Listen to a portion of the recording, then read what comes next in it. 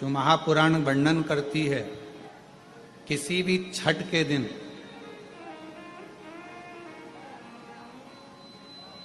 चाहे अंधेरी की छठ हो, चाहे उजाले की छठ हो, किसी भी छठ के दिन अगर षडानंद कार्तिकेय जी महाराज का नाम लेकर 6 बेलपत्र और उस 6 बेलपत्र पर 6 दुर्वा,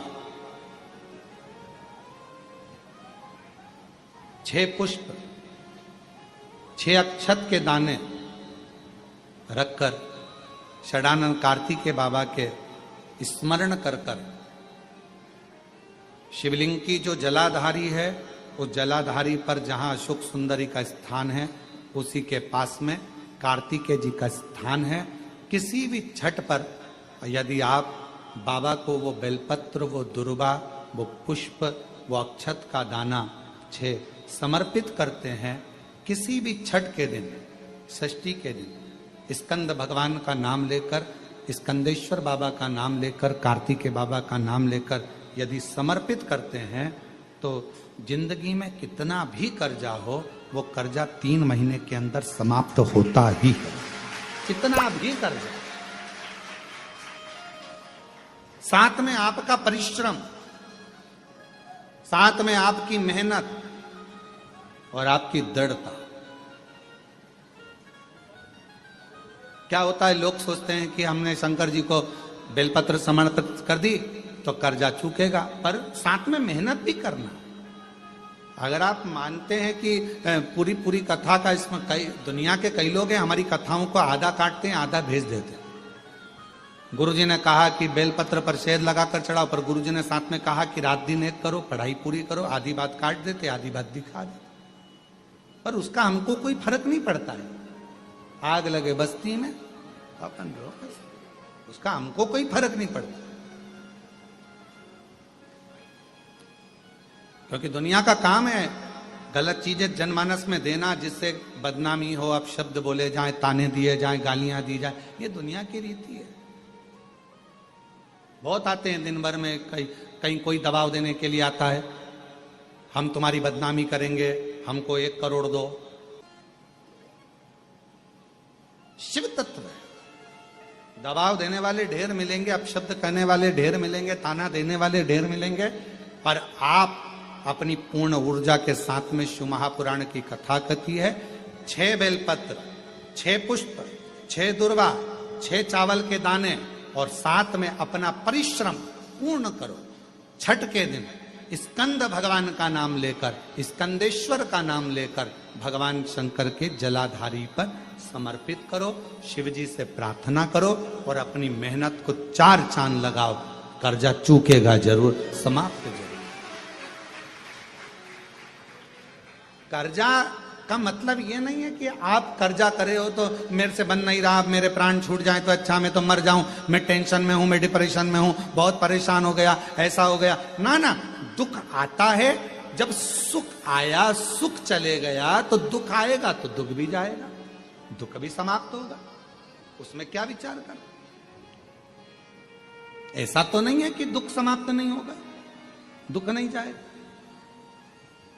सुख आया है, जब हमारे अच्छे दिन अगर समाप्त हुए हैं तो दुख भी समाप्त जरूर होगा, फिर वापस सुख आएगा। थोड़ा हिम्मत, थोड़ा धैर्य, थोड़ा हृदय पर भाव एकाग्रित करो कि नहीं नहीं, मेरा शंभु, मेरा शंकर, मेरा त्रिकालदर्शी, मेरा कैलाशी, मेरा अविनाशी, मेरा शिव मेरा दुख काट। इसलिए आज भी नियम है, आज भी नीति नियम। जिसके घर में संपदा की कमी होती है, जिसके घर में कर्जा बढ़ जाता है, लक्ष्मी नहीं आती, बहुत टेंशन की जिंदगी जीता है मनुष्य, व्यापार चल नहीं रहा, बहुत तकलीफ का जीवन चल रहा होता है, तो आज भी नियम है महाराज, आज भी नियम। शहद रखकर, मधु रखकर यदि लक्ष्मी जी का स्मरण किया जाए और माता लक्ष्मी जी का स्मरण कर कर 1 लाल पुष्प उस कटोरी के सम्मुख में माता लक्ष्मी का नाम लेकर रखा जाए और बाद में वही शहद, वही मधु और वही पुष्प सोमवार का दिन और शुक्रवार के दिन लक्ष्मी का पूजन कर कर, स्मरण कर कर दूसरे दिन शुक्रवार के दिन पूजन करें, शनिवार के दिन उस मधु का, उस पुष्प का विसर्जन करें, सोमवार के दिन पूजन करें लक्ष्मी जी का स्मरण कर कर, और मंगलवार के दिन अगर विसर्जन करें, 5 या 7 सोमवार या शुक्रवार को यदि आप मधु का भोग लक्ष्मी जी को लगाना प्रारंभ कर दें, शिव का नाम स्मरण कर कर, तो उसके घर में कभी संपदा की कमी नहीं होती। लक्ष्मी उस संपदा को बढ़ाती है। और हम तो यहां तक कहेंगे, प्रयास करो, अगर आपके घर में छोटा सा शिवलिंग विराजमान है, आपके घर में अगर छोटा सा शंकर जी का शिवलिंग है, छोटा सा शंकर भगवान का शिवलिंग है, या आपके घर में कुबेरेश्वर धाम का कंकर है, और आपके घर में यदि शंकर भगवान का शिवलिंग है, या सीहोर का रुद्राक्ष हो, या शंकर भगवान का शिवलिंग हो, या कंकर शंकर हो, तो निवेदन है जहां पर भी शिवलिंग आपके घर में विराजमान है, अगर छोटी सी कटोरी में एक बेलपत्र को आप नीचे रखिए, छोटी सी कटोरी उस बेलपत्र के ऊपर रखकर उसमें थोड़ा सा मधु, शहद, शंकर भगवान की साक्षी में शिव जी के सामने अगर शुक्रवार की शुक्रवार रखना प्रारंभ कर दो, धीरे धीरे संपदा की वृद्धि अपने आप होना प्रारंभ होगा। मधु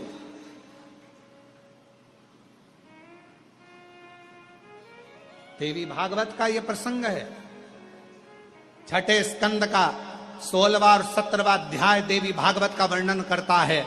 मां लक्ष्मी पृथ्वी पर आ गई, रात्रि को देखा कहीं स्थान नहीं, एक बूढ़ी के स्थान पर, बूढ़ी के दरवाजे पर जाकर विनय करी, शहद मधु पाने को मिला, वर दे दिया, मैं तुझे वर देती हूं, तेरे घर में कभी संपदा की कमी नहीं आई। तूने मुझे मधु दिया, तूने मुझे शहद दिया, 56 भोग दीपावली के दिन माता लक्ष्मी को लोग लगाते हैं, ढेरों सारा गुजिया, पपड़िया, बर्फी, चक्की, मठरी, खाजे, पपड़िया सब लक्ष्मी जी को भोग लगाते हैं। पर यदि एक पान के पत्ते पर भी एक बूंद अगर शहद का दीपावली के दिन अगर रात्रि को भी लक्ष्मी को भोग लगा दिया जाए तो कभी संपदा कम नहीं।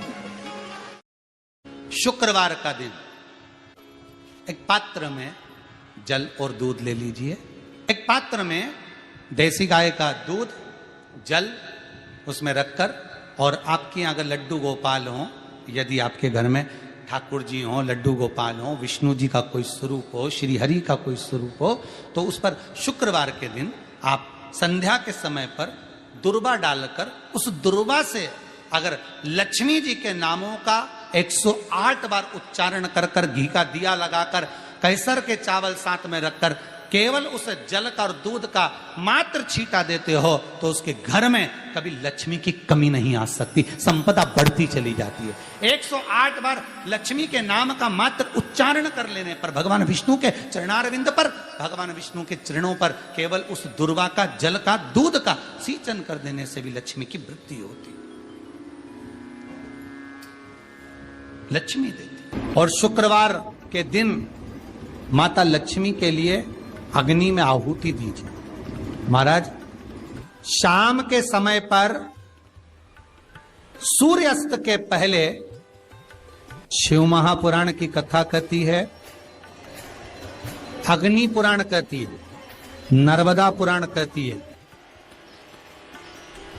लिंग पुराण कहती है कि बेलपत्री के वृक्ष के नीचे, नीचे तो नीचे वो भी जाने दो, यहां तक वर्णन किया शिव महापुराण में तो कि बेलपत्री का जो फल होता ना, बेल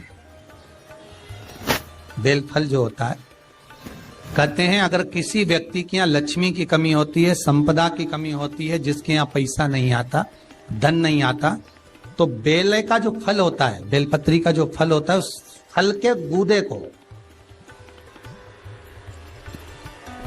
बेलपत्री के फल का गुर्दा निकाल लो, सुखा लो, गाय के घी में उसको डुबो लो, और शुक्रवार के दिन माता लक्ष्मी के लिए अग्नि में आहुति दीजिए।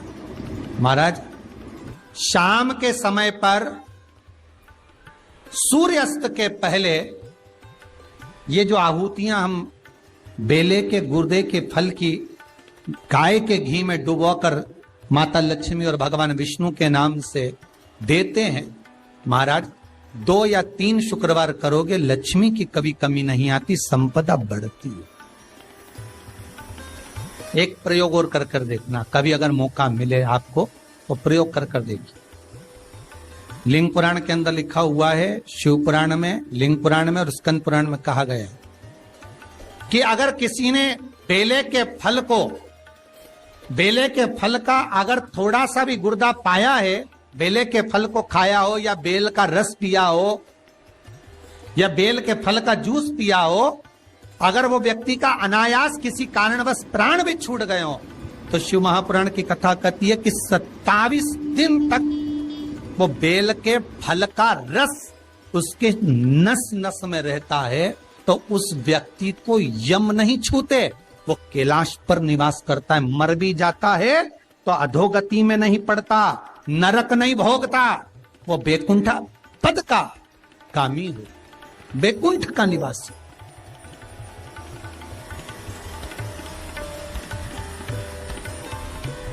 बैकुंठ का निवासी।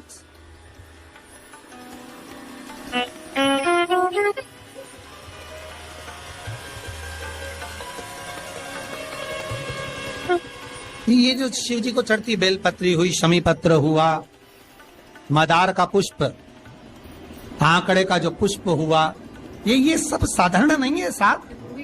शंकर का एक एक गुण तत्व ग्रहण करने वाले, शंकर का अनुमोदन करने वाले, शिव को एक एक वस्तु जो चढ़ने वाली साधारण नहीं।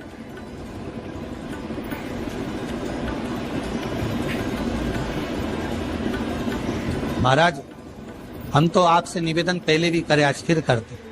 मान लो आपको ऐसा लगता है कि घर में बीमारियां ज्यादा घेर रही है, तो एक बेल का टुकड़ा, बेले का फल का एक टुकड़ा अपने ही घर में कहीं पर भी कटोरी में रख दीजिए, शिव का स्मरण,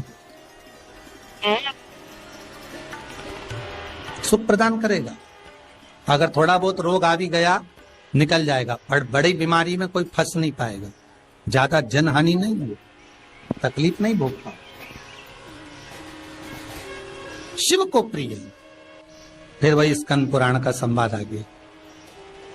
बेल पत्री के वृक्ष की जो जड़ होती है, उस जड़ के अंदर 33 कोटि देवताओं का निवास होता है। 68 करोड़ तीर्थ बेलपत्री के पेड़ के नीचे रहते हैं।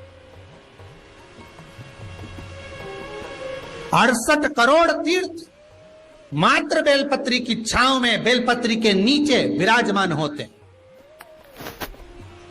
अगर आपके मन में कभी कभी भाव उत्पन्न हो जाए ना कि मेरे को कहीं तीर्थ करने जाना है और अभी मौका नहीं मिल रहा, तीर्थ जाने का, अभी तो लॉकडाउन चल रहा है और अभी सब दूर बीमारी फैली हुई है, कहीं नहीं जा सकते, तो जब लॉकडाउन हट जाए, बीमारी समाप्त हो जाए और तीर्थ जाने का मन करे, तो किसी बेलपत्री के पेड़ के नीचे 5 मिनट जाकर बैठ जाए।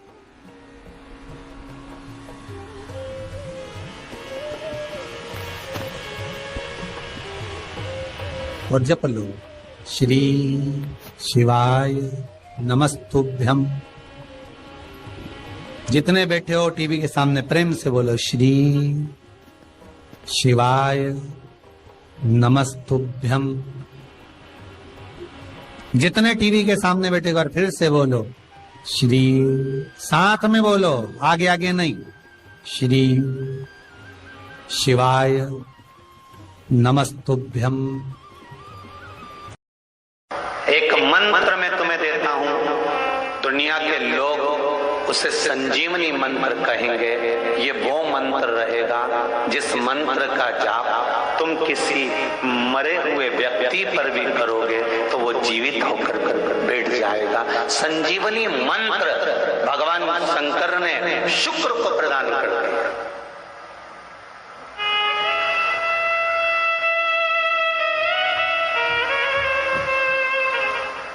संजीवनी मंत्र। और संजीवनी मंत्र जब भगवान शंकर ने शुक्र को दिया और शुक्र ने उस मंत्र का स्मरण करना प्रारंभ करा तो शुक्र के पास में तो आनंद की अनुभूति हो गई बिना मांगे। शंकर भगवान से शुक्र ने ये नहीं कहा कि मुझे ये मंत्र देना, पर शिव ने दे दिया।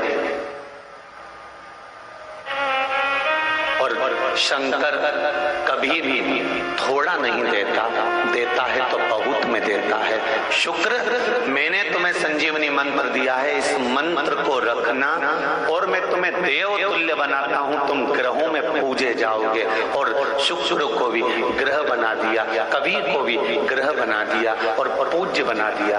ध्यान दीजिएगा, महामृत्युंजय मंत्र का क्यों जाप करते हैं?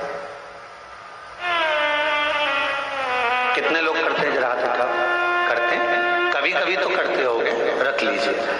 महामृत्युंजय मंत्र का यदि आप जाप करते हो और आपको मालूम पड़ गया कि शरीर में मुझे ये रोग हो गया है, मुझे शुगर हो गया है, मुझे बीपी हो गया है, मेरा ब्लड प्रेशर ऊंचा नीचा रह रहा है, कोई भयंकर रोग, मेरे रिश्तेदार को कोई कैंसर जैसा रोग हो गया, किसी को कोई थायराइड हो गया, किसी को कोई किडनी और लीवर में सूजन हो गई, किसी को कहीं किडनी और लीवर में तकलीफ हो गई, तो शिव महापुराण की कथा कहती है, नवग्रह शिव महापुराण की कथा कहती है कि बेलपत्री के वृक्ष के नीचे महामृत्युंजय मंत्र का जाप जो शुक्रवार की शुक्रवार घी का दिया लगाकर करता है, उसके रोग बाबा देवाधिदेव महादेव समाप्त करते चले जाते हैं। ये संजीवनी मंत्र शुक्रवार के दिन भगवान शंकर को शुक्र को दिया था, इसलिए उसकी प्रधानता है।